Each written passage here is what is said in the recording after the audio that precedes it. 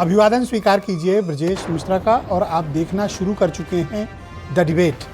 बहनों भाइयों, आखिरकार ईरान युद्ध 38वें दिन रुक गया है, युद्ध विराम हो गया है।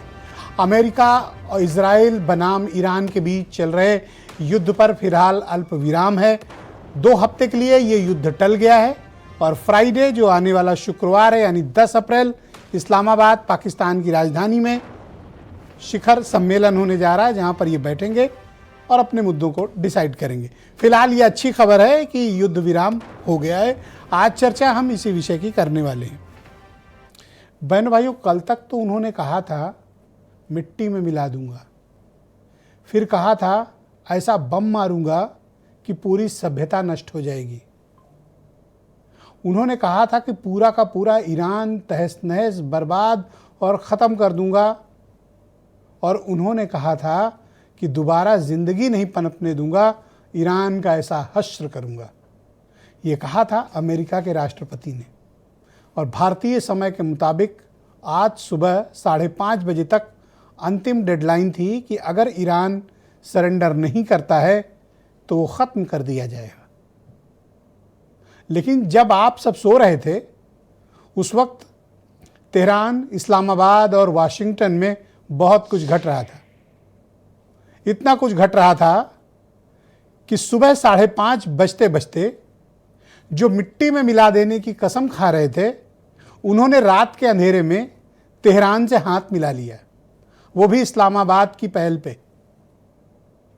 अमेरिका और ईरान के बीच युद्ध विराम हो गया,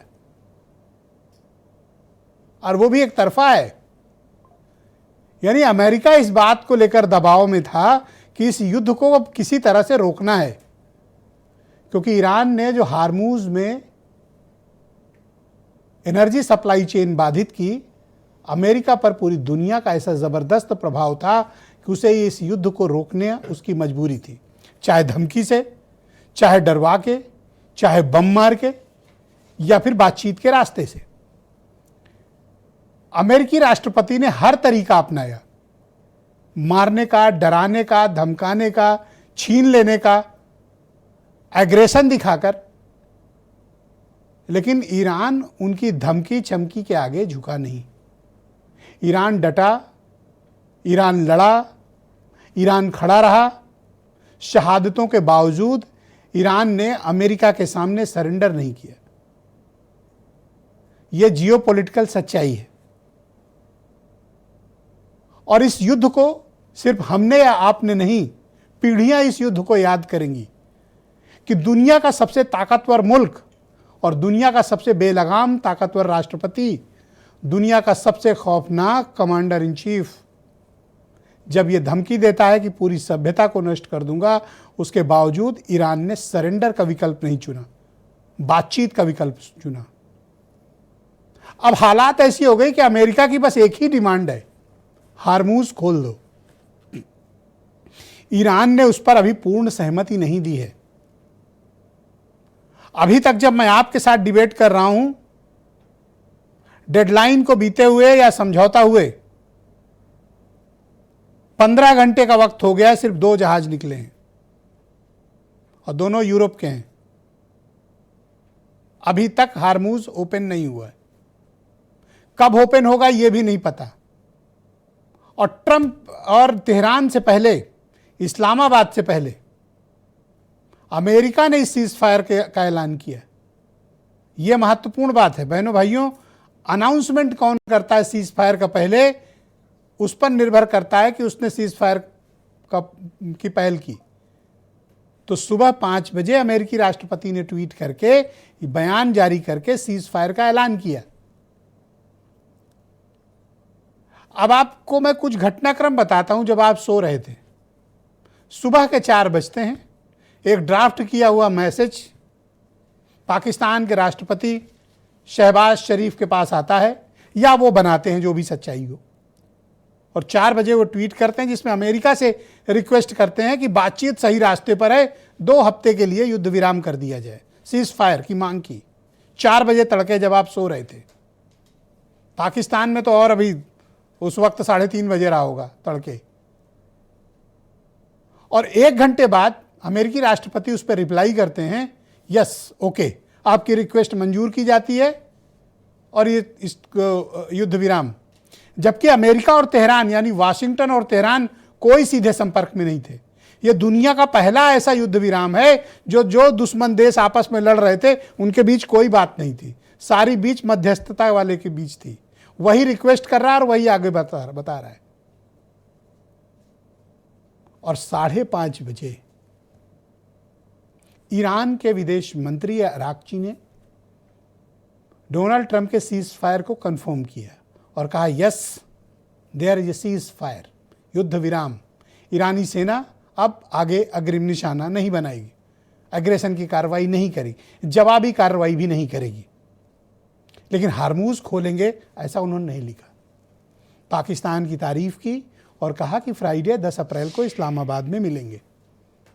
अब सबकी निगाहें शुक्रवार को पाकिस्तान में होने वाली ये जो उच्च स्तरीय प्रतिनिधिमंडल की बैठक है उसमें तय होगा कि ईरान का क्या होगा और इस युद्ध का आउटकम क्या है।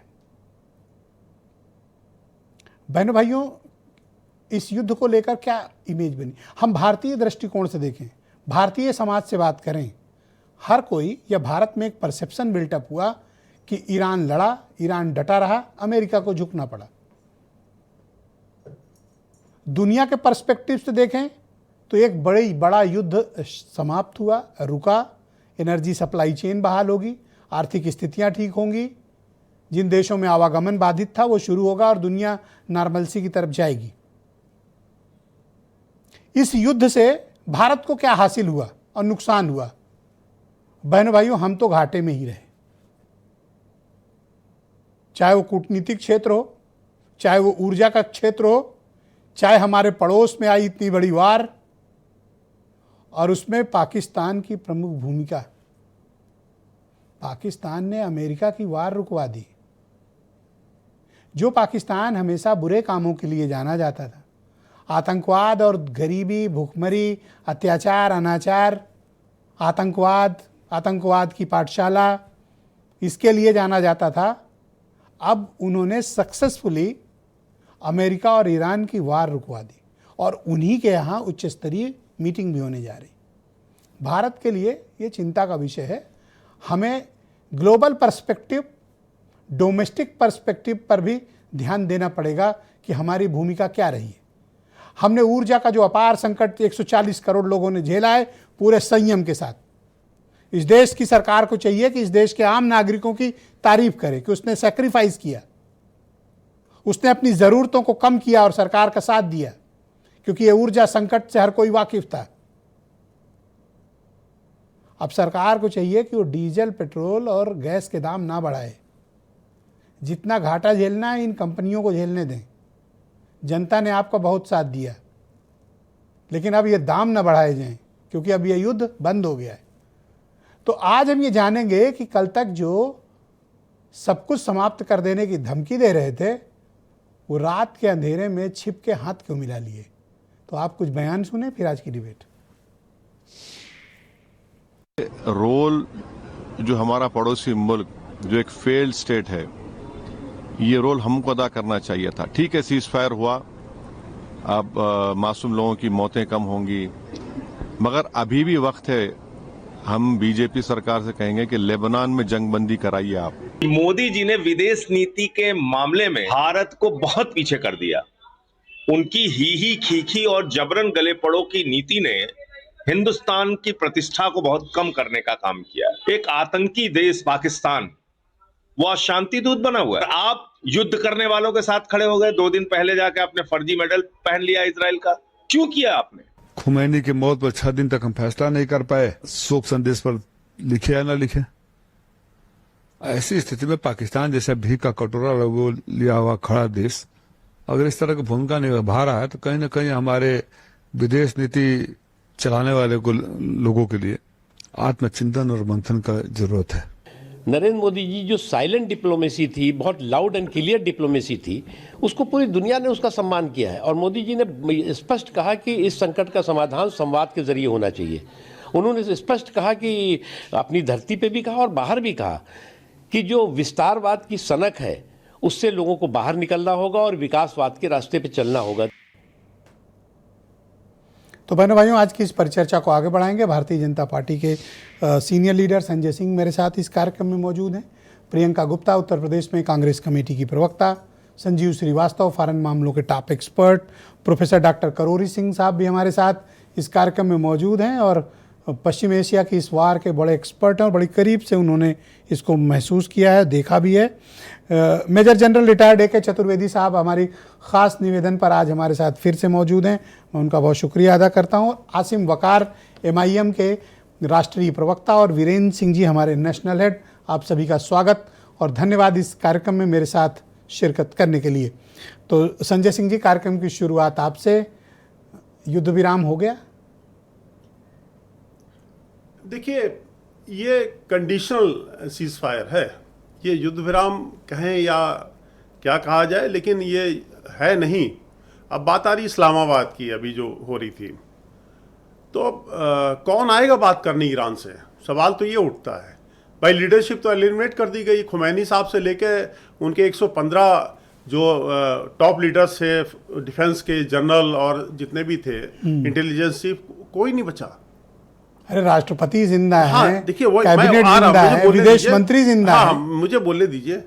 जो पेजेश्कियन हैं वो लिबरल माने जाते हैं, तो उनको बहुत ज़्यादा माइलेज नहीं है वहाँ की जो ईरान की जो राजनीति है, जिस तरह की कंजर्वेटिव पॉलिटिक्स है, वहाँ इस समय आरागची ही सब आगे कर रहे हैं। तो वो चलिए, वो अलग का विषय है कि अमेरिका उस टेबल पे किसको बैठाएगा, क्या बात करेगा। दूसरी बात इस्लामाबाद में होती है कि वियना में बात होती है, ये तो अभी बहुत दूर की बात है। और जो अरे अनाउंस हो गया है, नहीं ऐसा कुछ नहीं 10 अप्रैल को इस्लामाबाद में मीटिंग है। सुनिए, तो अभी तो एक स्टेटमेंट आया है, अभी बहुत कुछ होना है। अभी आपने कहा कि स्टेट हॉर्मुज से सिर्फ 2 ही शिप गुजरे हैं। उधर ये हुआ कि साहब सीज फायर के बाद कोई बमबारी नहीं होगी।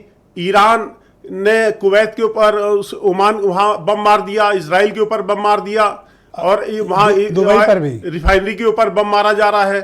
तो ये सब चल रहा है, अभी बहुत कुछ होगा। और रही बात, क्या होगा, जैसे आपको क्या लगता है? जी, देखिए, अमेरिका जो आया था, अब मैं आता हूं मेन मुद्दे पे।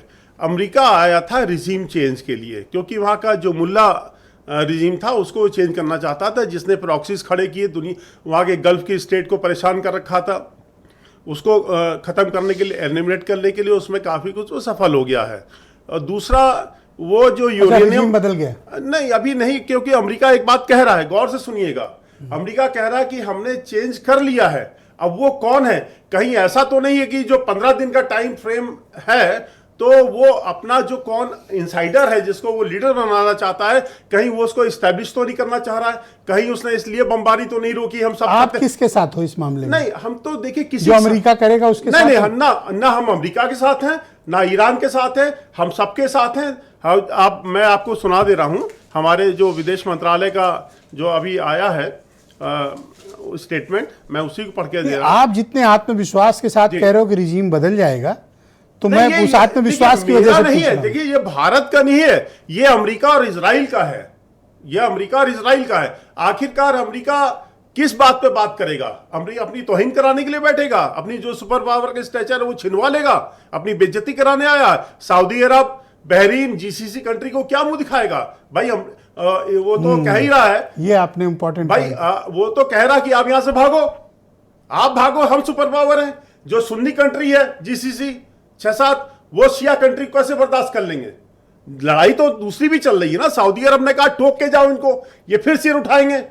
भाई अमेरिका से कहा है ऐसे छोड़ के मत जाइए। ये रात के अंधेरे में हाथ क्यों मिला? नहीं, रात के अंधेरे में नहीं, ये आप अगर डोनाल्ड ट्रंप के ट्वीट पढ़िएगा तो कई दिन से कह रहे थे, और JD वेंस जो उनके वाइस प्रेसिडेंट है वो भी इसमें कुछ कर रहे थे। तो जो बैकडोर डिप्लोमेसी है, और इसमें चीन का, मेरी बात पूरी होने दीजिए, चीन का। और मैं एक बात और कहना चाहता हूं, क्या अमेरिका चीन को युआन में ट्रेड करने देगा?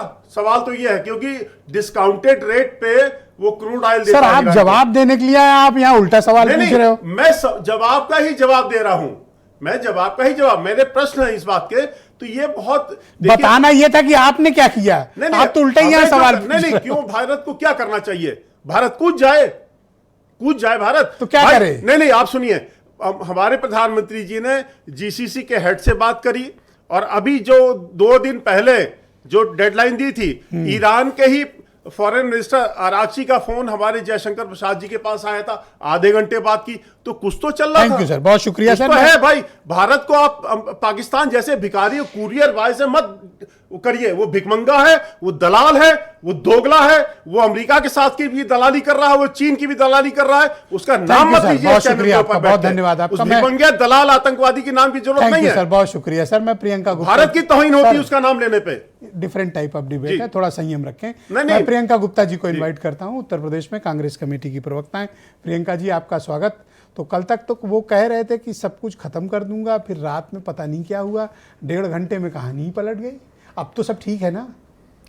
देखिए, वास्तविकता ये है कि जिस तरीके से अभी भारतीय जनता पार्टी के प्रवक्ता रिएक्ट कर रहे थे, क्या उस तरीके से उन्होंने तब रिएक्ट किया था जब इनसे अमेरिका ने ये कहा कि हमने सीज फायर किया ऑपरेशन सिंदूर के लेकर? अरे कहाँ आप लोग चले जाते हैं भाई, गलत बोलेंगे तो मैं टोकूंगा आपको। नहीं, सवाल ये आपका डमरू बज रहा है। एक सेकंड रुक जाए मैडम। नहीं, आप डमरू बजाइए बैठ के। संजय जी, आप दलाली करिए अमेरिका की बैठ के। आप देखिए, आप गलत व्यवहार कर रहे हैं। नहीं, आप बार-बार ये डमरू बजाते हैं ऑपरेशन आप सिंदूर संयम का। बरतें। नहीं, नहीं, ये गलत सरकार में नहीं कौन है, आप डमरू संयम कौन बरतें। बजा रहा है, आप सरकार बीच में आपको कौन है और नियम डमरू पता कौन उसके बजा रहा है, ये बावजूद आप सबको नियम पता तोड़ है। रहे हैं। आप बोलिए मैडम। देखिए, सबसे इंपॉर्टेंट चीज ये है कि यहाँ पर भारत की जो स्थिति है वो सबसे इंपॉर्टेंट ये है कि निष्पक्षता नहीं दिखी। जी, निष्पक्षता होनी चाहिए थी, वो नहीं दिखी। आप 48 घंटे पहले जाते हैं इजराइल में, वहां जाके आप फादरलैंड बोल के चले आते हैं। आप बताइए कि इससे पहले कौन सा प्रधानमंत्री जाके किसी अन्य कंट्री को फादरलैंड बोल के आया?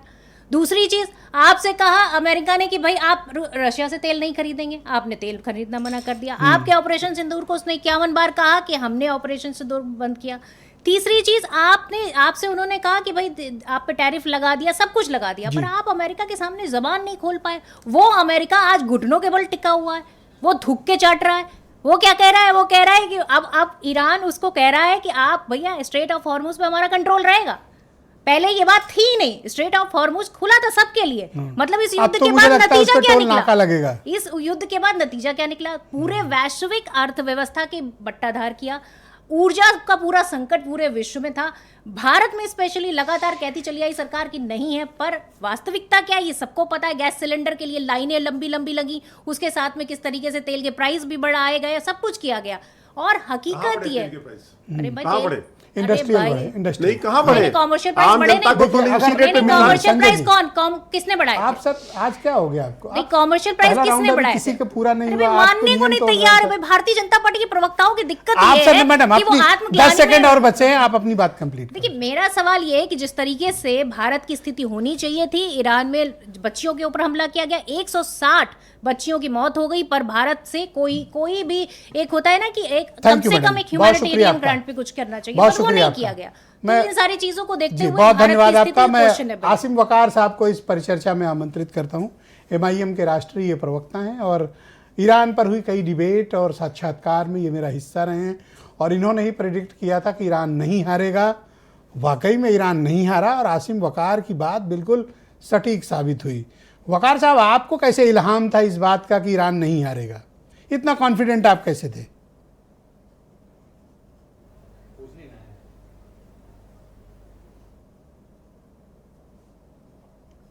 आसिम वकार जी, आप मुझे सुन पा रहे हैं?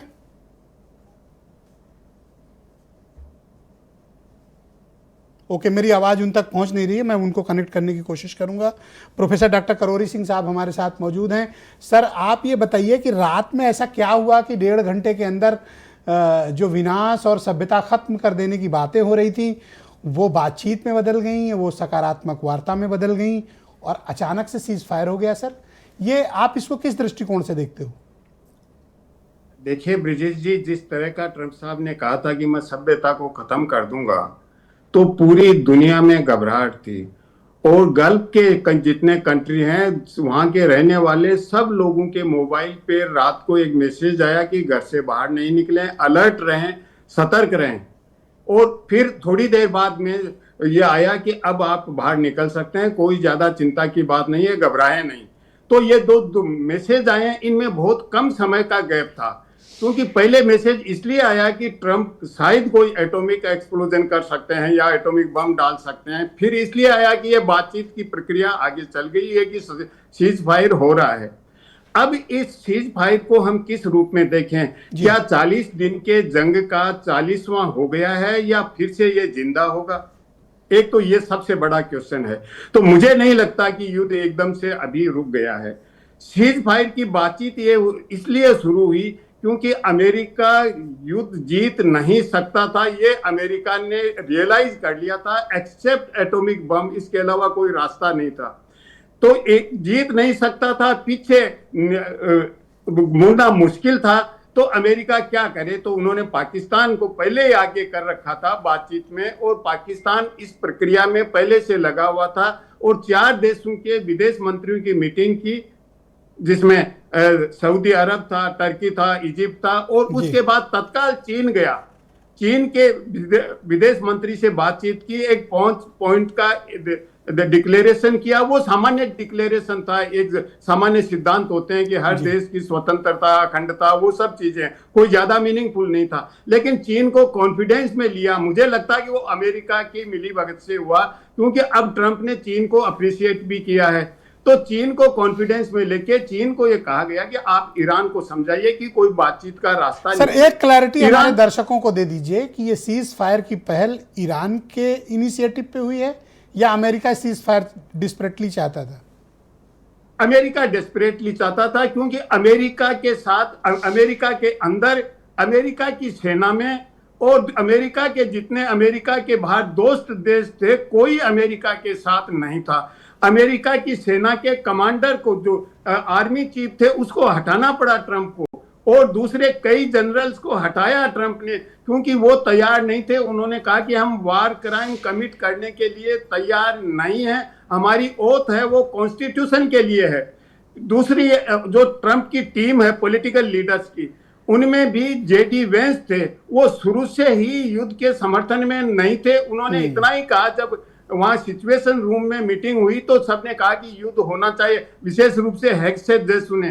तो वेंस ने यह कहा कि देखिए, मैं आपसे सहमत नहीं हूं जो सिचुएशन का असेसमेंट है, लेकिन आपके मैं साथ हूं, अगर युद्ध करते हो तो आगे बढ़िए। इस तरह की स्थिति थी। तो ट्रंप की टीम में डिफरेंसेस थे, अमेरिका के देश में थे, दुनिया में कोई साथ नहीं था। तो ट्रंप साहब ये चाहते थे कि कोई एग्जिट हो रास्ता। लेकिन अब दूसरी चिंता की बात यह है कि क्या जो अमेरिका का इजराइल से जो रिश्ता है, तो क्या वो उस अपने विक्रम को वो वेताल निकलने देगा आसानी से? तो मुझे लगता है कि नहीं निकलने देगा इजराइल, क्योंकि अमेरिका निकल गया तो इजराइल के लिए आप ये कहना चाहते हो कि अभी बातचीत सैबोटाज हो सकती है? बातचीत अभी शुरू ही ढंग से नहीं होगी, क्योंकि बातचीत शुरू होती है तो एक सौहार्दपूर्ण वातावरण होता है। वो वातावरण, ईरान ने ये कह दिया कि हम होर्मुज से जहाजों को जाने देंगे, हमारी सेना कोऑर्डिनेट करेगी, अपने पॉइंट दे दिए। दूसरी तरफ अमेरिका की साइड से जेडी वेंस ने कहा है कि ये फ्रेजाइल ट्रूस है अभी वहां हंगरी में। उसके साथ साथ ये भी कहा कि हम ईरान पे भरोसा नहीं कर रहे हैं। तो जो टीम को लीड कर रहा है वो ऐसा स्टेटमेंट दे। अमेरिका के विदेश मंत्री ने कह दिया कि ईरान ने तो हमारे से भीख मांगी, इसलिए हम कर रहे हैं। ट्रंप ने यह कह दिया कि अब ईरान को कोई हथियार देगा उस पर 50% मैं टैरिफ लगाऊंगा। तो एक बातचीत आगे बढ़ते हैं तो एक सौहार्दपूर्ण वातावरण होता है। ये स्टेटमेंट सौहार्दपूर्ण वातावरण के नहीं है। दूसरी, जब बातचीत के लिए आगे बढ़ते हैं तो डायरेक्ट टेबल पे अक्रॉस द बात होती है। अभी तक ईरान और अमेरिका में जब भी बातचीत हुई है मैसेंजर्स के थ्रू हुई है। तो इस्लामाबाद में भी मैसेंजर्स के थ्रू बातचीत होगी, तो उस बात का कोई मीनिंग नहीं है, कोई समझौता नहीं होने वाला है। ब्रजेश जी, ऑलराइट सर, कृपया हमारे साथ बने रहिएगा। मैं इस कार्यक्रम को आगे बढ़ाता हूं और मैं संजीव श्रीवास्तव जी को आमंत्रित करता हूं, फॉरेन मामलों के टॉप एक्सपर्ट हैं। संजीव जी, कल हम लोग बात कर रहे थे कि सब कुछ नष्ट कर देने पर ट्रंप आमादा है, पर ट्रंप तो बड़े बाजीगर निकले, उन्होंने रातों रात हाथ मिला लिया। सर जी ब्रिजेश जी, बिल्कुल आपने ठीक कहा। और ये जो सिचुएशन है इसके बारे में सबसे पहले तो मैं ये कहना चाहता हूं कि बुद्धिमत्ता की जीत हुई है, विजडम हैज प्रिवेल्ड। और ये जो बुद्धिमत्ता आने वाले समय में जो नेगोशिएशंस होने जा रहे हैं, जहां कहीं भी हो, इस्लामाबाद में हो, अन्य जगहों पे हो, उसमें भी ये कायम रहे, ऐसी मैं आशा और प्रार्थना भी करता हूं। और इस पूरे सीज फायर का, इस बुद्धिमत्ता के प्रिवेल होने का जो सबसे बड़ा जो लाभ है वो ईरान की आम जनता को, इजराइल की आम जनता को, वेस्ट एशिया के जो राष्ट्र है जो कि उनका जबकि इस युद्ध में कोई लेना देना नहीं था, उससे वो जिस गंभीर तरीके से प्रभावित हो रहे थे, वो सभी उन्होंने राहत की सांस ली है। साथ ही साथ पूरा विश्व समुदाय जो कि ऊर्जा के गंभीर संकट से जूझ रहा था, उसको भी एक बड़ी राहत मिली है। तो इसका स्वागत किया जाना चाहिए और जैसा कि आपने स्वयं इसका स्वागत किया, हम सभी इसका स्वागत करते हैं। सर, मैं आपसे रोल ऑफ इस्लामाबाद के बारे में बात करना चाहता हूं। इस्लामाबाद की क्या भूमिका रही और डिप्लोमेटिक कम्युनिटी में क्या इसका संदेश गया? इस वार को रुकवाने में पाकिस्तान की जो भूमिका और जो क्रेडिट है, मैंने आराक्ची का ट्वीट पढ़ा, उन्होंने पाकिस्तान जिंदाबाद बोला है। सर देखिए ब्रिजेश जी, पाकिस्तान की भूमिका एक मैसेंजर की रही है और ये जो मैसेंजर की भूमिका बहुत अहम रही है, इस बात को हमें रिकॉग्नाइज करना होगा। लेकिन ये जो सीज फायर की सहमति बनी है वो पाकिस्तान जैसे राष्ट्र के माध्यम से नहीं बन सकती थी, ये बात बिल्कुल स्पष्ट है। इसमें चाइना ने एक बहुत बड़ी भूमिका निभाई है, अन्य राष्ट्रों ने भी, टर्की ने भी और अन्य राष्ट्रों ने भी जो अपने प्रयास किए, उस सबकी एक भूमिका रही है। मैं अवश्य ये भी कहना चाहता हूं कि जो वेस्ट एशिया के राष्ट्रों ने जो संयम दिखाया है, जो यूरोप के राष्ट्रों ने जो प्रूडेंस दिखाया है, राष्ट्रपति डोनाल्ड ट्रंप कहते रह गए कि आप अपनी सेना भेजिए, उन्होंने सेना भेजना से इनकार कर दिया। तो ये जो एक अंतर्राष्ट्रीय वातावरण बना, एक सकारात्मकता का ये वातावरण कि हम इस युद्ध का न तो रीजनल एस्केलेशन देखना चाहते हैं, ये फ्राइडे को जो इस्लामाबाद में टॉक होने जा रही है, ये बैठकर बात करने जा रहे हैं, आप इसका कोई समाधान देखते हैं या फिर अभी वक्त लगेगा स्थिति को सामान्य होने में?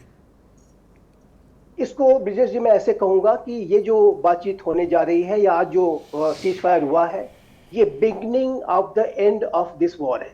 ये इस युद्ध की समाप्ति की शुरुआत है और ये जो आगे आने वाले समय में जो भी बातचीत होगी, जाहिर है कि मुद्दे बड़े जटिल हैं, बड़े कॉम्प्लेक्स हैं। यूनाइटेड स्टेट्स ऑफ अमेरिका की तरफ से 15 पॉइंट्स रखे गए हैं, उसमें कई एक्सट्रीम कंडीशंस हैं और ईरान की तरफ से भी और 10 शर्तें ईरान की भी देखी होंगी आपने। अभी मैं ट्रम्प का ट्वीट पढ़ रहा था, उन्होंने कहा चलो हार्मूज में मिलके ज्वाइंट वेंचर करते हैं और पैसे बनाते हैं, लिखा सर। तो इस तरीके की अभी मुझे लगता है ज्वाइंट, जैसे हम उन्नाव रायबरेली में टोल चुकाते हैं, आप नोएडा में टोल चुकाते हो, अब उसी तरह होगा सर, टोल लगेगा।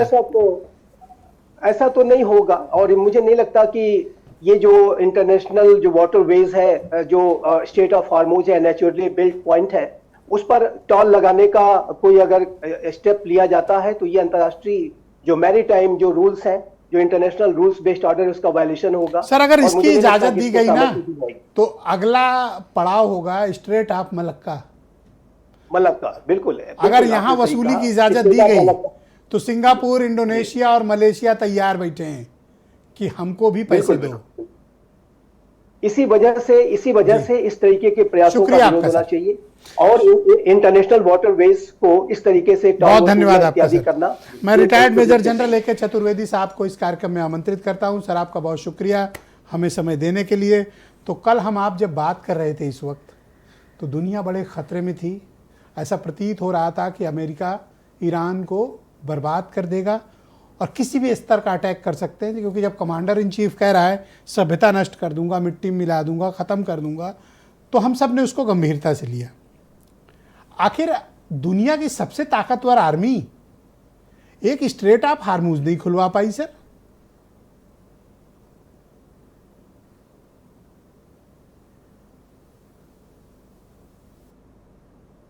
चतुर्वेदी साहब, आप मुझे सुन पा रहे हैं? सर आपने म्यूट कर रखा है सर, आवाज नहीं आ रही आपकी।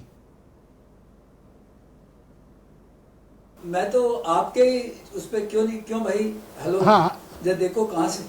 हेलो, कोई problem? Okay, go ahead sir, go ahead, बोलें सर। हेलो। हाँ, मैं ये कह रहा हूं कि ये जो कल भी मैंने आपको एक शब्द यूज किया था प्रेसिडेंट ट्रम्प के लिए, जो फाइनेंशियल टाइम्स ने उनके लिए बोला था, टाको। Trump always chickens out.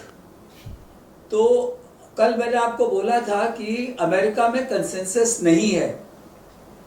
वहां पे सैंडी बर्न्स टाइप लोग तो ये कह रहे हैं कि अमेंडमेंट 25 ऑफ 1965 इन्वोक करो और इनको डिसमिस करो क्योंकि he is unfit to be president. America में ये स्थिति थी। 31 बिलियन डॉलर का उनको नुकसान अमेरिका को हो चुका है। हर दिन उनकी लड़ाई की कीमत करीब 500 मिलियन डॉलर है। अगर आप दूसरा तरफ देखें ईरान के 3,500 लोग मर चुके हैं, 20,000 से ज्यादा जो है वो घायल हो चुके हैं, 10 बिलियन का नुकसान हो गया है, 10% उनकी जीडीपी नीचे चली गई है। रियाल आज 1 मिलियन रियाल $1 के बराबर है। तो ये कहना कि ईरान ने अपनी मर्जी से कराया। दूसरी चीज मैं कहना चाहता हूं कि जो आप सब लोग यहाँ पे कह रहे हैं कि अमेरिका जो है उसने जो पाकिस्तान ने इसको कराया है, जो ट्वीट 1 बजे का है वो सबसे इंपॉर्टेंट है। Draft for prime minister of Pakistan जी, तो 1 मिनट के बाद होता है, वो चेंज होता है। मैं आज सुबह पाकिस्तान रेडियो देख रहा था, पाकिस्तान में डॉन पढ़ रहा था, वहां पाकिस्तान में इसमें लोग हंसी उड़ा रहे हैं कि भाई इतनी तो आपको जो कॉपी पेस्ट करते हो, तो ये इंस्ट्रक्शन आया है अमेरिका से। जो असली चीज है, ट्रम्प की एक और ट्वीट है जिसमें उन्होंने चाइना को थैंक यू बोला है जी। तो एक्चुअली जो पर्दे के पीछे हुआ है वो चाइना का रोल है। एक और चीज मैं बताना चाहता हूं, ये कहा जा रहा है कि सैंक्शन हमने एक्सेप्ट कर लिए। नहीं, 2006 से सैंक्शन हमने एक्सेप्ट किए हुए ईरान के ऊपर। 2006 में जब लगाए गए थे तब से सैंक्शंस एक्सेप्टेड है। सर, मेरा आज के लिए जो एक पिन पॉइंट क्वेश्चन है कि स्ट्रेट ऑफ हार्मूज खुलवाने में अमेरिकी सेना 38 दिन तक विफल क्यों रही? वो इसलिए, बिल्कुल ये जो आपका प्रश्न है बिल्कुल यक्ष प्रश्न है। और इसमें उन्होंने जो मैंने कल भी आपको बताया था कि मैं एज ए प्रोफेशनल ईरान की आर्मी की प्रशंसा करता हूं कि उन्होंने पिछले 30 साल में पूरी तैयारी कर रखी थी। उन्होंने वो सारे बेसेस डिस्ट्रॉय कर दिए जहां से अमेरिकन को सपोर्ट मिल सकता था। यहां तक कि एक मिसाइल उन्होंने डायगो गार्सिया तक पे मारी है। तो इसलिए जो ये पर्शियन गल्फ थी, इसके अंदर ना बहरीन का बेस काम आ रहा था। उन्होंने सबसे बड़ा काम किया जो कुवैत में और बहरीन में जो रेडार स्टेशंस थे उनको डिस्ट्रॉय कर दिया, जिससे कि पूरी की पूरी जो इनके फोर्सेस थे वो ब्लाइंड थे। जो इनका अब्राहम कतर के बेस में मारा, रियाद के बेस में मारा, अबू धाबी में जो बेस दुबई पे बना है उस पे मारा, कोई अमेरिकी बेस बचा नहीं। सीधे 19 बेस जो थे, उन्होंने 19 के 19 बेसेस को मारा है। तो ये बहुत तैयारी करके आए थे। इन्होंने क्लस्टर बॉम्ब का यूज किया क्योंकि जो आयरन डोम और डेविड स्लिंग है और एरो 1 और 2 है, उसमें जो है आप इनकी मिसाइल नहीं पार हो सकती थी। तो उन्होंने क्या किया, क्लस्टर बॉम्ब यूज किया ईरान ने, जिससे कि अगर एक जो मिसाइल है उससे 400 मिसाइल निकलती हैं, तो आप 100 रोक लोगे, 200 रोक लोगे, 300 रोक लोगे, लेकिन फिर भी 100 निकल जाएंगी। तो इस तरीके से उन्होंने काम किया। उन्होंने अपना आप एक कमांडर के रूप में क्या मानते हैं कि ये सीज फायर अमेरिका की पहल पर हुआ या ईरान की पहल पे? ये मेरा ख्याल है दोनों की जरूरत थी। ये सब कहने की बातें हैं कि सिर्फ अमेरिका की जरूरत थी। अमेरिका की ज्यादा जरूरत थी, लेकिन ईरान का, जैसे मैंने बताया जी, 10% उनका जीडीपी पीछे चला गया है। उनके यहाँ जो है 31 में से 21 प्रांत बिल्कुल समाप्त प्राय हो गए हैं। जो ब्रिज कनेक्ट करता है वो खत्म हो गया है जी। तो इसलिए थैंक यू सर, कृपया हमारे साथ बने रहिएगा। डिबेट के दूसरे चरण में आपके बाकी विचारों को हम सम्मान पूर्वक स्थान देंगे। वीरेंद्र सिंह जी हमारे नेशनल लेडीज कार्यक्रम में जुड़ चुके हैं। वीरेंद्र जी, क्या खबर है कि कल तक तो चर्चा चल रही थी कि सब कुछ खत्म हो जाएगा, लेकिन अर्ली मॉर्निंग हमको आपने गुड न्यूज़ दी कि इनमें सीज फायर हो गया है, संधि हो गई है, समझौता सुलह हो गया। जो गिले शिकवे थे अब वो मिटाने के लिए ये लोग इस्लामाबाद में बैठेंगे। ऐसा क्या हो गया 1.5-2 घंटे में? देखिए, मैं बहुत तकनीकी बातें नहीं करूंगा और अंतर्राष्ट्रीय स्तर की, मैं कुछ घरेलू बातें करूंगा और साधारण बातें। पहली बात यह है कि एशिया के लिए यह खुशी वाली खबर है, और सबसे बड़ी बात यह है कि इस युद्ध में कौन जीता कौन हारा इसका फैसला भी नहीं हो पाया है। दोनों कह रहे हैं कि हम जीते हैं, और ये आज से नहीं, ये पिछले 2-3 दशकों से नया ट्रेंड शुरू हुआ है कि दो देश लड़ते हैं, दोनों देश अपने यहाँ जीत का ऐलान करते हैं और अपने नेताओं को और अपने अफसरों को मेडल प्रदान करते हैं। जिस देश पर ब्रजेश जी 40 दिन तक बम गिराए गए हों, उस देश की हालत वहां की जनता जानती होगी। ट्रू। हम लोग खाली कल्पना कर सकते हैं। ईरान संपन्न देश है, खास तौर से पूरी दुनिया के मुसलमान उसका समर्थन करते हैं। आज वो इस बात को मानते हैं कि ईरान जीत गया है। जो इस्लाम का विरोध करने वाले लोग हैं वो मानते हैं कि अमेरिका ने सही किया। ये अपने अपने नजरिए से देखने की बात है, लेकिन इस युद्ध ने जनता को बर्बाद किया। खास तौर से एशियाई मुल्कों को भेंट चढ़ा दिया, सूली पर चढ़ा दिया, उनकी अर्थव्यवस्था को तबाह कर दिया। निर्दोष लोग मारे गए ईरान में, लेकिन निर्दोष जनता एशिया में आर्थिक बोझ से दब गई। लोगों को महंगाई की मार पड़ने लगी। जो लोग निर्णय करने वाले थे उन्होंने जनता से नहीं पूछा कि हम युद्ध लड़ने जा रहे हैं, क्या महंगा होगा क्या सस्ता होगा। उन्होंने अपनी सनक थोप दी और युद्ध शुरू कर दिया। अब ये हारमूज एक नई आफत बनकर आया है दुनिया के सामने। अच्छा, कह रहे हैं टोल नाका बना लेंगे, दोनों भाई वसूलेंगे, पैसे बनाएंगे। अब ये तो वही बात हो गई कि मोरंग के ट्रक जहां जहां से गुजरे हर थानेदार कहे हमें गुंडा टैक्स दो। तो ये वही जहाज है, जिस जिस देश से गुजरेंगे वो अपना कहेंगे हमारा गुंडा टैक्स दो। तो जो मोरंग का ट्रक 30,000 में बांदा से चल के लखनऊ आना चाहिए, वो 70,000 में आ रहा है। बड़ी प्रैक्टिकल तो बात समझाई भी रही। गैस सिलेंडर का और तेल का। बहुत सही बात समझाई। बहुत नाके बने हैं बुंदेलखंड से। बिरजा जी, होरमुज खुल जाए, दुनिया को आर्थिक ऊर्जा संकट से बचाया जाए। खास तौर से भारत को, पाकिस्तान को, जापान को और सिंगापुर से लेके जितने ये नीचे जो देश हैं इनके लिए तो और आफत है। श्रीलंका है, बर्मा है, म्यांमार है, वियतनाम है, थाईलैंड है, जितने नीचे जाएंगे ये सब बर्बादी के कगार पे पहुंच गए हैं। बस एक बात ये पूरे युद्ध में आप कह सकते हैं जीत हार की इतर, कि अमेरिका ईरान में अपना पिट्ठू नहीं बैठा पाया, बाकी उसने सब कर दिया। सारे बड़े नेता मार दिए, सारे नुकसान कर दिया, ईरान के परमाणु कार्यक्रम को ध्वस्त कर दिया, लेकिन वहां पर वो अपने हिसाब से कोई पिट्ठू नेता निर्वाचित कराकर या लाकर पीछे बैकडोर से नहीं बैठा पाया, जैसे उसने वियतनाम में, जैसे उसने इराक में किया, वियतनाम में किया जी, अरे सॉरी वो वेनेजुएला में किया, वेनेजुएला में किया था। बस एक चीज में वो फेल कर गया। देखिए, एशिया के लिए आज ये उम्मीद की किरण है। आज का जो सवेरा है ये हमारे लिए बहुत राहत भरी खबर है, भारतीय उपमहाद्वीप के लिए बहुत राहत भरी खबर है। और इस सीज फायर में अभी बहुत चीज़ें साफ नहीं है, लेकिन वो इजराइल कह रहा है कि इसमें लेबनान को शामिल ना करना।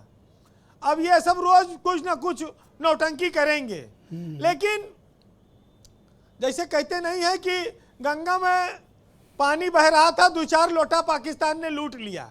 ये शहबाज शरीफ और आसिफ मुनीर ने अपने नंबर बढ़ा लिए, बहती गंगा में हाथ धो लिया इन लोगों ने, और ये अमेरिका से कुछ अनुदान पा लेंगे। भाई महंगाई की मार तो सबसे ज्यादा उन्हीं के यहाँ पड़ी हुई है। तो भाई ठीक है, चलो कहीं छींका टूटा, बिल्ली के भाग से टूट गया, खा पी लें थोड़े दिन। लेकिन भारत तटस्थ रहा, और इस मामले में उसकी तारीफ करनी चाहिए कि भारत ने कोई भी ऐसा काम नहीं किया जिससे कि हमारे ईरान हमको दुश्मन माने या अमेरिका हमको दुश्मन माने। हमने अपनी जिम्मेदारी निभाई है ये राहत भरी खबर है, युद्ध नहीं होगा। जी। कल मुझे ये बात आई थी कि एटम बम से अटैक नहीं होगा, क्योंकि दुनिया इसके लिए तैयार नहीं है। और जी कंक्लूड करें वीरेंद्र जी। कौन लड़ा, कौन जीता, कौन हारा, ये अलग बात है, लेकिन इतना जरूर कहूंगा कि भारत युद्ध नहीं बुद्ध का देश है, और हम बुद्ध शांति के संदेश के साथ इसका स्वागत करते हैं, इस युद्ध का। तो हमारे यहाँ एक कविता है, कही गई है कि न चादर बड़ी कीजिए, न ख्वाहिशें दफन कीजिए, और 4 दिन की है जिंदगी, चैन से बसर कीजिए, और न परेशान किसी को कीजिए, न हैरान किसी को कीजिए, और कोई लाख गलत बोले भी तो बस मुस्कुराकर छोड़ दीजिए। वाह वीरेंद्र जी, बहुत शुक्रिया आपका, बहुत बहुत धन्यवाद। ग्राउंड जीरो से अपना फीडबैक, आम आदमी क्या सोच रहा है और इस युद्ध में भारत की क्या भूमिका रही है, इसके बारे में अपने विचार प्रस्तुत करने के लिए आपका बहुत शुक्रिया। बहन भाइयों, इस परिचर्चा का दूसरा चरण शुरू करते हैं। रूलिंग पार्टी बीजेपी के सीनियर लीडर संजय सिंह मेरे साथ मौजूद हैं। संजय जी, जो भारत की आलोचना भी इस दृष्टिकोण से हुई कि हमने इसमें कोई एक्टिव भूमिका नहीं निभाई और पाकिस्तान को उसका क्रेडिट मिला, भारत के हिस्से सिर्फ ऊर्जा संकट आया, हमारी भूमिका क्या और प्रभावी हो सकती थी? देखिए, जहाँ तक भारत की और विशेषकर मोदी जी की जो आलोचना इस देश में लोग कर रहे हैं, वो लोग हैं कौन? वो पाकिस्तान के बड़े प्रिय लोग हैं और वो अपनी ड्यूटी अदा कर रहे हैं और वो चीन के साथ MOU करके बैठे हुए हैं। उनको मोदी जी को उल्टा सीधा बोलना ही बोलना है। हमारी बहन प्रियंका जी और सोशल मीडिया पे अभी कह रही फादरलैंड, प्रियंका जी बहुत पढ़ी लिखी कांग्रेस की प्रवक्ता है, मेरी बहन है, पढ़ा लिखा करिए आप लोग। फादर मैं दूंगा समय आपको, सुनिए, फादरलैंड लेकिन आप अपने फादर कहाँ ढूंढेंगे? नहीं, घर में ढूंढेंगे या बाहर जाके ढूंढेंगे? नहीं, आप बता दीजिए, आपके आप अपने फादर फादर होंगे, कहाँ ढूंढेंगे? आपके फादर पाकिस्तान में होंगे, लेकिन आपके सुनिए, फादर बुरा ना मानिएगा। अमेरिका में बैठे अरे हुए भाई हैं, भाई सुनिए, साहब, तो इजराइल आपके में अमेरिका बैठे में, हुए आपके हैं। इटली में है, आपकी तो मम्मी अरे इटली की भैया, है, ये तो बताइए छोड़िए इन बात को, मुझे बात पूरी करने दीजिए। अरे भाई, फादरलैंड कोई अमेरिका, है, लेकिन कोई सुनिए फादर ढूंढने सुनिए नहीं गया सुनिए, हिंदुस्तान से इससे फादरलैंड जो बोला था यहूदियों के लिए बोला है मोदी एक जी ने। सेकंड रुक जाए, यहूदियों एक सेकंड रुक बोला जाए, तो किसने आप बोला? रुक जाए, मोदी इनको जी ने कंप्लीट बोला। कर ईसाइयों के लिए है फादरलैंड वो। आप बोलें, अरे आप मुद्दे पे रहिए, मुद्दे पे ईरान के लोग। मैडम, आप थोड़ा संयम बरतें, आप थोड़ा संयम बरतें, आप ईरान से, ईरान। हाँ, तो मैं आ रहा हूँ ना मैडम, प्लीज। भाई, आप फादरलैंड पे चिल्लाते ईरान, हो। ईरान। ईरान वो ईरान पे बात उनकी करें। जमीन है, उनके लिए बोला है, वो हमारी जमीन नहीं है, हमारी मातृभूमि भारत है। आप क्या किसने हमारे कहा ऊर्जा था? संकट है? Madam, madam, madam, madam, madam, एक आप सेकंड, सुनिए, मैडम, अब आप सुनिए, मैडम रुक जाए, अब मुझे मैं आपको वेट समय करने दूंगा। दीजिए। आप मुझे बताएं, ऊर्जा संकट का हमने कोई समाधान ढूंढा? बिल्कुल बिल्कुल। हाँ, तथ्यों पर हमारे बात करें। 41 देशों आपस से में लड़ना नहीं है मोदी जी ने 41 देशों को से बात करी है और आ रहा है, और मैं मोदी जी की तारीफ करूंगा कि इतना भयंकर संकट में भी उन्होंने पेट्रोल और डीजल के दाम नहीं बढ़ने दिए। उसके पीछे कारण आगे है भी कि न बढ़ने पाए। नहीं, मैं बता रहा हूं, नहीं बढ़ पाएंगे कि भारत की जो इकोनॉमी है। मैडम, दे रहा हूं टाइम, आप ही को दूंगा, आप ही को दूंगा। आप मुझे डिबेट चलाने की अनुमति दें, मैं दूंगा समय आपको। आप बजे इधर बात करिए, इधर। सुनिए, ईरान, मैं बात कर ईरान, रहा हूं। ईरान। इसलिए नहीं होने पाएगी कि भारत की इकोनॉमी बहुत पावरफुल है, बड़ी रोबस्ट है, तो इसलिए कोई चिंता करने की बात नहीं। दूसरी बात, ये लोग कहते हैं कि अमेरिका के आगे, अरे भाई, भारत की ताकत मोदी जी के नेतृत्व में समझने की कोशिश करिए। मैं आपकी मेमोरी रिफ्रेश मेरे से बात करिए। अरे मैं आप आपसे बात पर्सनल कर उधर मत चलिए बात आप करें, हाँ। भारत मेरे से ने बात करिए। रूस से S-400 खरीदे, ठीक है। उस समय अमेरिका ने कहा हम आपके ऊपर काटसा लगा देंगे, हमारे जनरल साहब बताएंगे काटसा। मोदी जी ने कहा किसी से नहीं डरूंगा, और S-400 आए और उसने ऑपरेशन सिंदूर में क्या फायदा था। अभी क्या हमें ईरान से अपने क्रूड ऑयल या LPG के लिए समझौता अब तो कर लेना चाहिए? बिल्कुल होगा। ईरान अरे भेजा टैंकर। देखिए, एक बात हमें ले लेना चाहिए। आप सुनिए, भारत की जो पोजीशन है वो ईरान की जानता है कि भारत को हम छोड़ नहीं सकते। बहुत बड़ा मार्केट है भारत, बहुत बड़ा मार्केट है, बहुत बड़ा भाई कंज्यूमर है भारत, दुनिया का 3rd लार्जेस्ट एनर्जी कंज्यूमर है। तो अमेरिका, चाहे अमेरिका हो, चाहे ईरान हो, चाहे कोई हो, धन्यवाद सर। भारत को नहीं छोड़ना चाहेगा। भारत की बहुत वैल्यू वर्ल्ड के अंदर, मैडम, मैं आपसे देश के अंदर जो ये थैंक यू सर, हाय करने वाले वही हाय करते हैं। बहुत शुक्रिया। मैडम, मैं आपसे जानना चाहता हूं, क्या भारत को अब ईरान के साथ अपने स्थायी रूप से ट्रेड रिलेशन स्थापित कर लेने चाहिए? हमें क्रूड ऑयल हो या अपनी जरूरत की गैस हो, हमें अब ईरान से लेने में कोई संकोच नहीं करना चाहिए, कोई सैंक्शन कितना भी लगा ले। देखिए, ये बात तो प्रधानमंत्री जी को बोलनी चाहिए या बीजेपी के प्रवक्ता को बोलनी चाहिए कि वो किसी सैंक्शन को नहीं मानेगा। इससे पहले ईरान से तेल खरीदना क्यों बंद किया था? क्योंकि जो है उस पे अमेरिका ने सैंक्शन लगाया। रूस से खरीदना क्यों बंद किया? रूस जब आपकी सरकार केंद्र में थी तब से बंद है। 19 में बंद हुआ है। और उसके बाद जो है इन्होंने रशिया से कहा तेल खरीदना बंद करने को, रशिया से तेल खरीदना। अब उन्होंने क्या किया?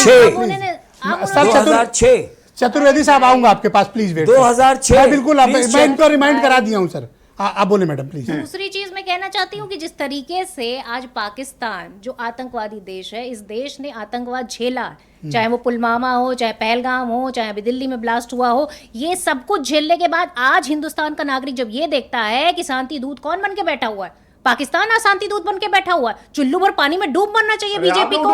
और दूसरी चीज सुनिए। थैंक यू मैडम, बहुत शुक्रिया आपका। मैं प्रोफेसर डॉक्टर करोरी सिंह साहब को आमंत्रित करता हूँ, please please. All right, thank you, आप दोनों का शुक्रिया। मैं करोरी सिंह साहब को, करोरी सिंह, थैंक यू, बहुत धन्यवाद। आप दोनों पाकिस्तान के आप लोग कृपया रुक जाए, आप रुक जाए कृपया। आप लोग दलाल हो। क्या हो जाता है आप लोगों को? आप दलाली कर रहे हो पाकिस्तान की। आप मैडम संजय जी फ्रेम हटाओ। ओके, करोरी सिंह साहब, मैं आपसे दोनों की आवाज बंद कर दीजिए। मैं करोरी सिंह साहब, मैं आपसे जानना चाहता, मैडम आप भी सब्र करें, चिंता ना करो, अरे कृपया शांत रहे आप।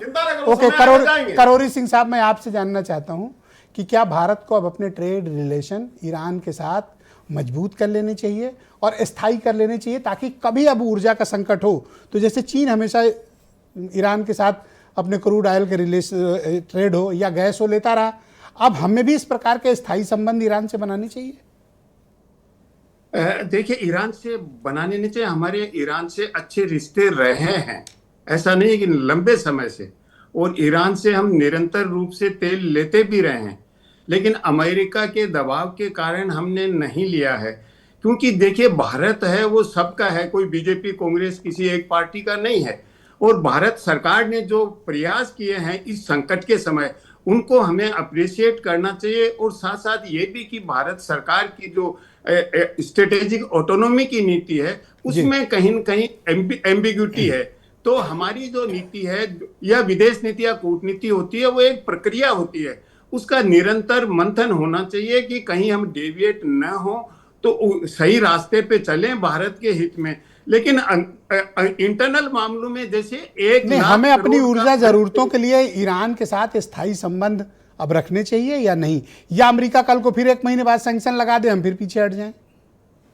बिल्कुल रखनी चाहिए। भारत की स्ट्रेटेजिक ऑटोनॉमी यही है कि हम सबके साथ रखेंगे, जहां हमारा हित होगा वहां रखेंगे। ईरान से हमारी कोई ईरान से अदावत नहीं है, कभी अदावत नहीं रही ईरान से, तो उसमें कोई डाउट नहीं है। लेकिन इंटरनल मामलों में तो सरकार ने मैनेज किया है।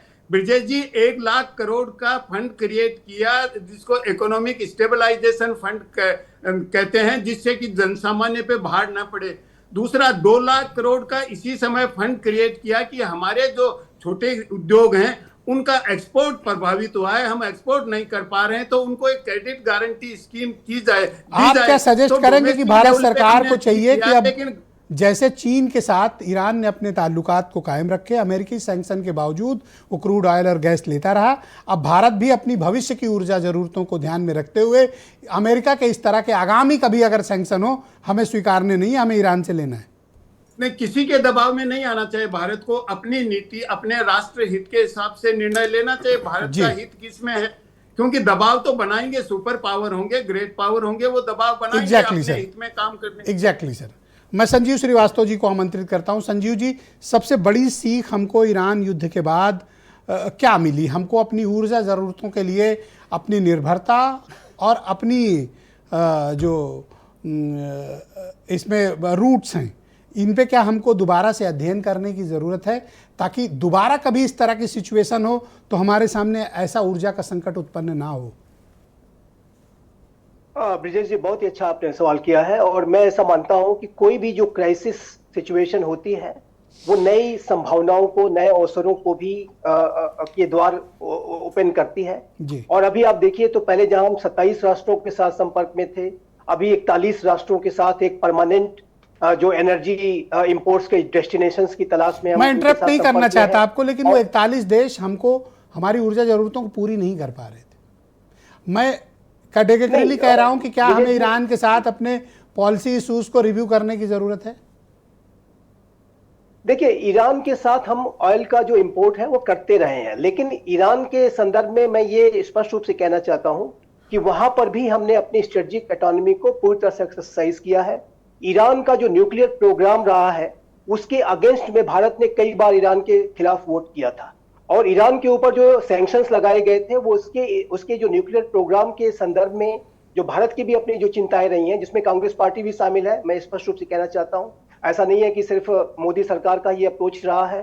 पहले भी जो हमने ईरान के विरुद्ध जो वोटिंग की थी उसके न्यूक्लियर प्रोग्राम को लेकर के, उसमें जाहिर है कि हमने अपनी स्ट्रेटेजिक ऑटोनॉमी के आधार पर और इस बात को ध्यान में रखते हुए कि नाभिकीय हथियारों का जो प्रोलिफरेशन गैर जिम्मेदाराना तरीके से अगर कोई करने की और इस तरीके की सोच के साथ कि उसका मिसयूज हो, वो भारत जाहिर है कि उसको लेकर के चिंतित था। इसी वजह से हमने अपने स्वयं के कंसिडरेशंस के अनुसार अपनी स्ट्रेटेजिक ऑटोनॉमी को एक्सरसाइज करते हुए इसके खिलाफ वोट किया था। और ये जो ऑयल के इंपोर्ट को न करने का जो हमने आप चाहते हैं कि इस रिश्ते को स्थायी रूप दे दिया जाए? जाए या अभी ईरान को वेट एंड वॉच की लिस्ट में डाला जाए?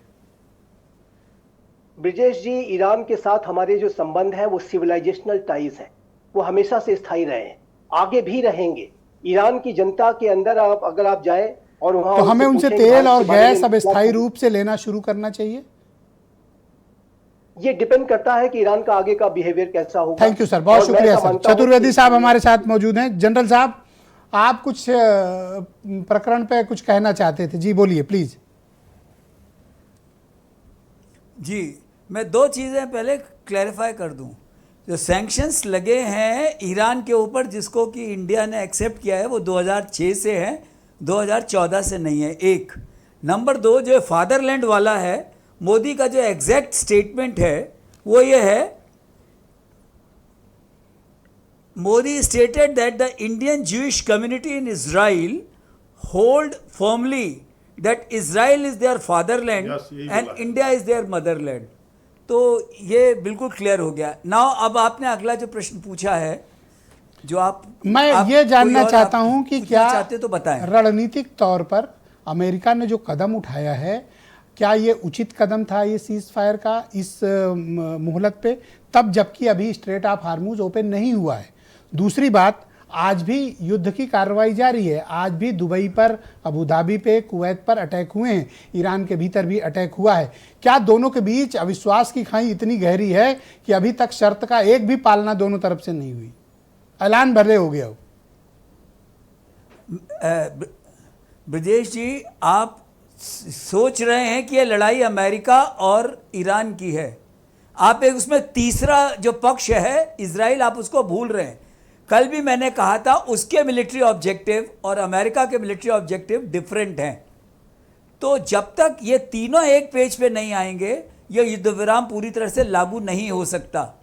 जहां तक आपने जो टोल की बात की, वीरेंद्र सिंह जी कह रहे थे, वो मोहर्रम का एक एग्जाम्पल दे रहे थे।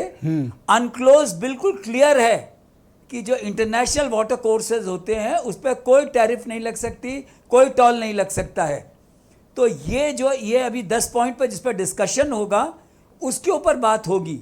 सर ये हम नहीं कह रहे सर, ईरान ने अपनी संसद से पास कर दिया कि हम टोल वसूलेंगे। राष्ट्रपति ट्रंप ने अभी थोड़ी देर पहले देखिए सोशल मीडिया पे लिखा है कि ज्वाइंट वेंचर बनाएंगे और बड़े पैसे कमाएंगे। मैं देख लिखा है सर। गजब का आदमी है वो। आप पढ़ो सर, मैं आप खुद नहीं कह रहा हूं। वो बोलने दीजिए। नहीं होगा, नहीं हो सकता। या आप अनक्लोज को भी बंद कर दोगे? जो यूएन का जो एक ओपन सीज की पॉलिसी है उसको भी आप बंद कर दोगे? सर आई एम सॉरी, लेकिन मैं आपको बताऊं, राइट, जिसके हाथ चाहे में डंडा यूएन है वो हो मालिक चाहे है। दूसरी संस्थाएं हो, इनमें अलीगढ़ का ताला पड़ चुका है सर। चीन नहीं मानने को तैयार है। तो इसमें जो सबसे बड़ी चीज क्या होगी, आप देखिए कि अमेरिका में बर्नी सैंडर्स और बिल क्लिंटन जैसे लोग कह रहे हैं कि जो अमेंडमेंट 25 है 1965 का, वो इन्वोक होना चाहिए और प्रेसिडेंट इम्पीच होना चाहिए या उसको अनफिट डिक्लेयर करके बहुत शुक्रिया sir. JD Vance should take over. ये वहां पे अमेरिका में भी बात चल रही है। बहुत शुक्रिया सर। मैं अपने अतिथियों का बहुत आभार प्रकट करता हूं कि आप सबने आज इस डिबेट में अपने अपने विचार प्रस्तुत किए। और बहनों भाइयों, आप सबकी बहुत शुक्रिया। कम से कम युद्ध विराम की स्थिति हुई तो हम ये उम्मीद करते हैं कि हार्मूज खुलेगा, हमारी तेल, गैस और खाद ये तीनों आएगी। बहुत शुक्रिया, धन्यवाद। एक छोटा सा ब्रेक, लेकिन ब्रेक के उस पार एक बहुत दिलचस्प खबर आपको कानपुर से दिखाएंगे। कानपुर के एक गाँव में जामताड़ा चल रहा था और इतना व्यवस्थित तरीके से चल रहा था कि आप देख कर खबर बेहोश हो जाएंगे।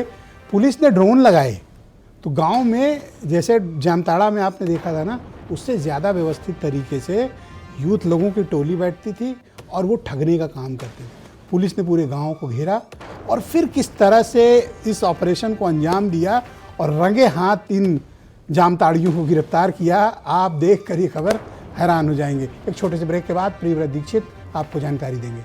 धन्यवाद, शुक्रिया, नमस्कार।